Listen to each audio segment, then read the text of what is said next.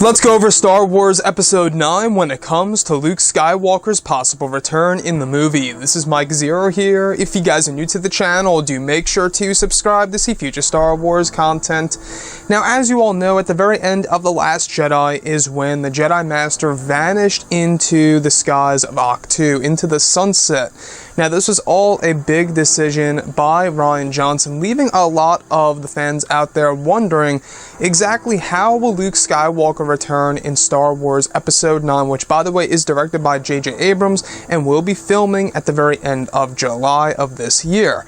So, looking at all of this, this was actually one of the most controversial parts in Star Wars The Last Jedi, is letting go of Luke Skywalker midway through the sequel trilogy. It almost seemed like at the very end of this movie that it was a close to the sequel trilogy right then and there, when we have Luke vanishing into the sunset of Ahch-To. However, this is what Rian Johnson had to say about Luke's return in Star Wars Episode 9. So he states, "I'm not sure what JJ and screenwriter Chris Terrio are going to do in the next one with Luke, but setting up possibilities for the next one. Honestly, it seems much like Obi-Wan going where he did after A New Hope. The possibilities seemed even more exciting in terms of what Luke's place could be in the next chapter, with him entering into the other realm, as opposed to him having a lightsaber and being with our heroes. It opened more possibilities as opposed to fewer." So this is Rian Johnson's response to Luke Skywalker's possible return in Star Wars Episode 9. We do know that Mark Hamill has been teasing and hinting about his return on Twitter and through various different interviews, etc. Even some of the plot leaks out there that we have gone over in the past and recently suggest that Luke Skywalker will have a role to a degree in this movie. Now, we do know that in this month of May, this is where all of the casting is taking place. They are hiring all of the different actors and actresses who will be portraying all these different and new characters that will be entering into the mix to close off the entire Star Wars trilogy. So looking at JJ Abrams, it really is going to really make one wonder exactly what he will be doing with Luke. Rian Johnson's response, according to him, he has no idea what JJ is doing, and that was, Rian Johnson's view of where Luke is going. He actually made a comparison to Obi-Wan and where he went after Star Wars A New Hope. That, I believe, right then and there, obviously, was a direct hint that he could very well return in the form of a Force ghost. Now, I know that there's a lot of conversations between the fans out there about Luke being a Force ghost. Some people don't even want to see that on screen. A lot of people would much rather flashbacks or Luke returning in living form.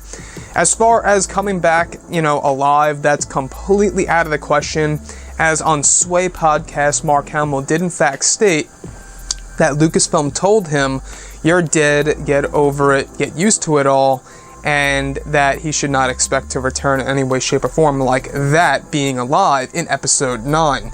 So Luke Skywalker being alive is completely thrown out the window, according to what Mark Hamill said on that podcast of what Lucasfilm told him.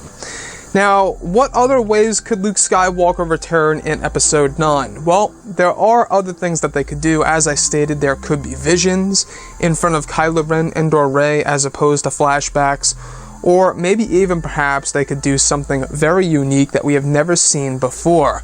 Now, a Force ghost is the most obvious choice, right? Because we saw him, dissipate into the sunset of Ahch-To, the robes hit the ground, and we are led to believe that he will be coming back, since Luke did say to Kylo Ren, "See ya around, kid."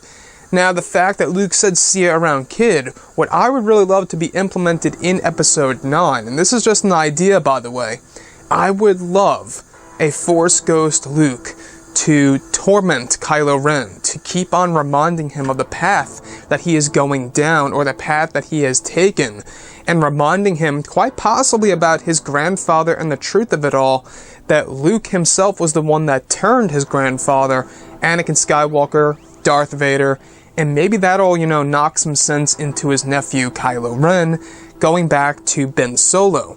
So looking at, the entire sequel trilogy, it's going to be very interesting for sure to see the whole entire conclusion. Exactly how will things end off?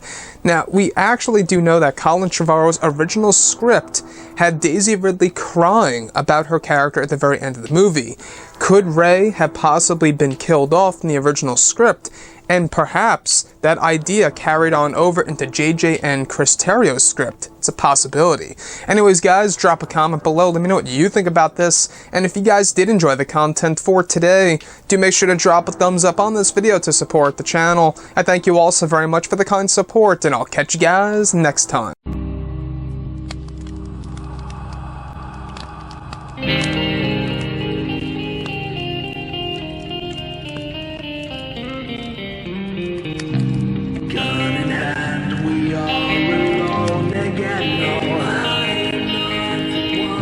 From night to moon, we hear them moans again. No.